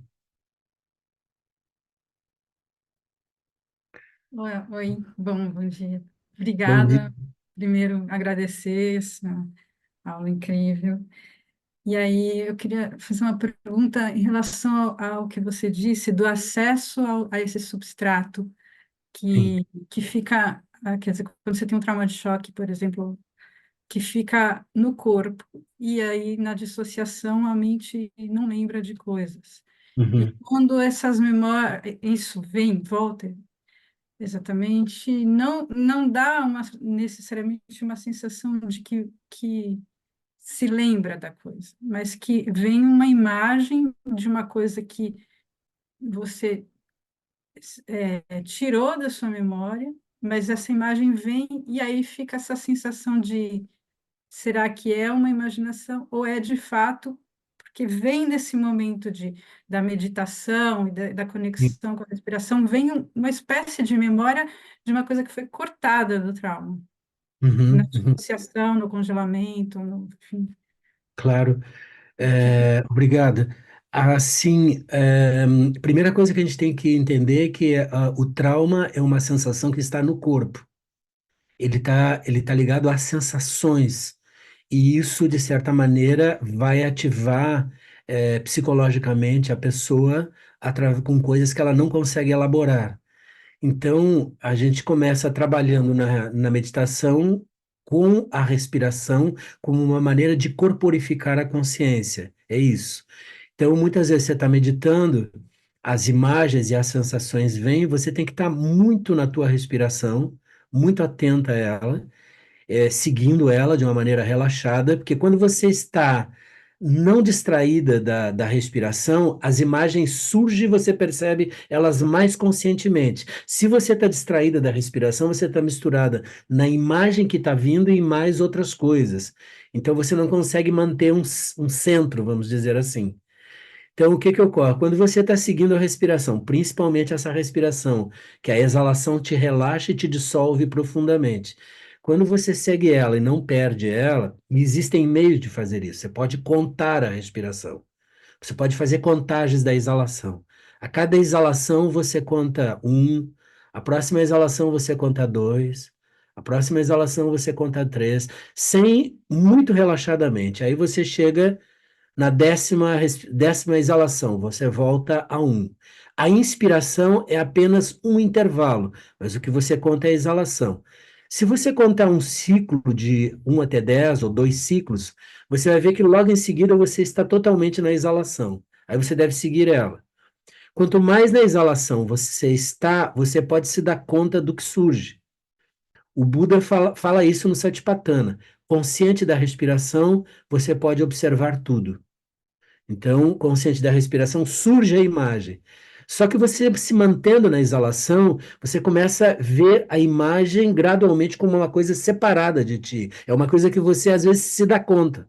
Aí surgiu isso outra vez. Isso já é metacognição. A metacognição, ela leva a esse estado de me dou conta de que isso apareceu, me dou conta de que isso estava aí. Mas como eu estou muito na respiração e relaxado, eu me dou conta também em um momento que isso não está mais aqui. Isso não é mais um fato. E esse é o insight que só prolongadamente, mantendo a prática de uma maneira mais, por mais tempo, é um dos insights que você pode ter. Quer dizer, isso que está aqui não está mais aqui, ou isso está separado de mim, ou eu não sou isso, porque eu consigo observar isso. Esses insights, que não é exatamente como eu estou falando, é uma experiência muito pessoal, é um insight, eu me dou conta. É isso que distancia o objeto, o padrão mental, o estado, é o que vai se distanciando de você. Uma coisa está clara, os Therevadas falam, na tradição Therevada, eles dizem que o ato de estar plenamente atento é por si só um dar-se conta do que ocorre. Então, quando você está muito na respiração, você percebe que surgiu. Só que a cada vez que você percebe que surgiu, chega momentos que você se dá conta de que isso está separado de você. Até que você tenha um insight mais profundo. Isso não está mais aqui. E aí é como se o teu corpo instintivamente se desarmasse. Porque ele está numa ativação de luta e fuga e estado de congelamento, amedrontado. Então, nesse momento, ele se dá conta.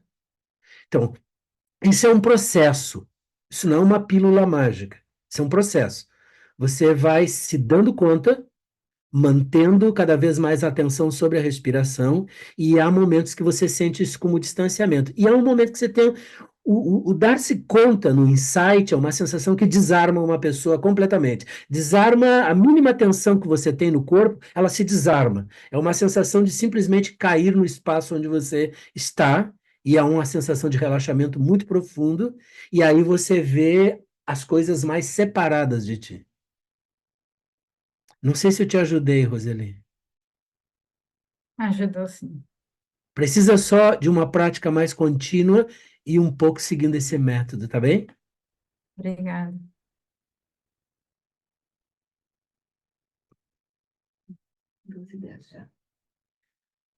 Está bem para todos?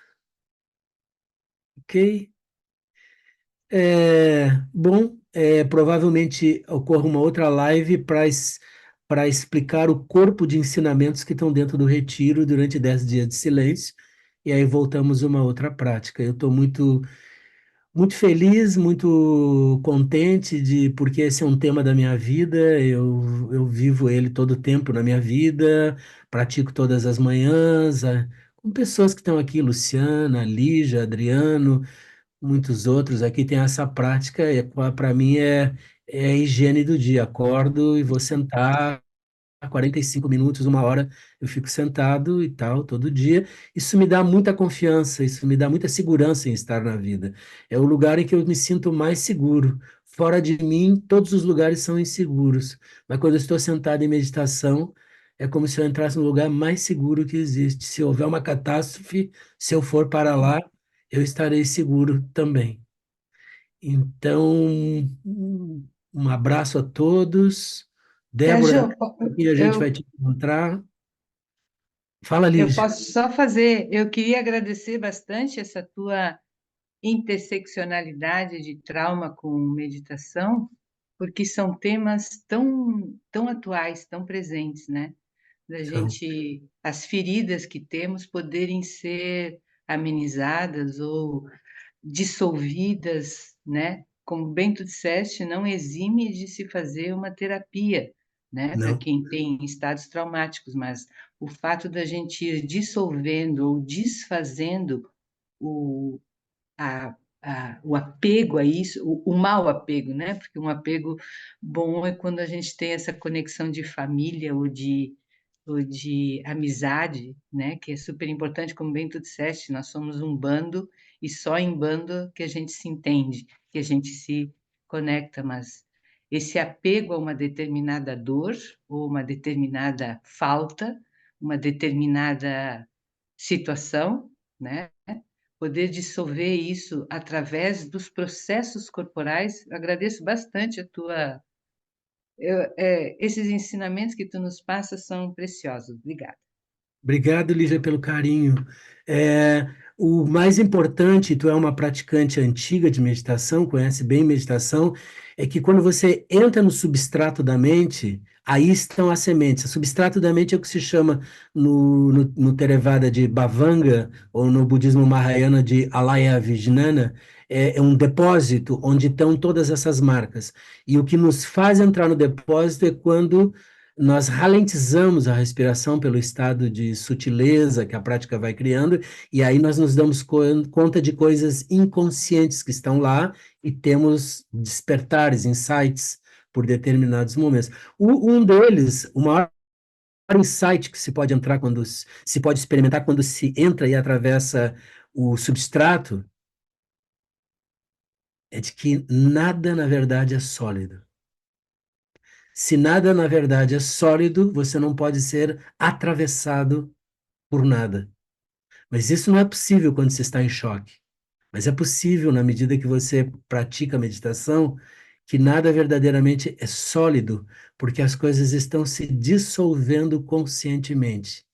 E só é possível ter vida quando as coisas se dissolvem, não quando as coisas estão congeladas. Ok? Bem, um abraço a todos também, entrando aqui. Uma alegria ver muita gente querida aí.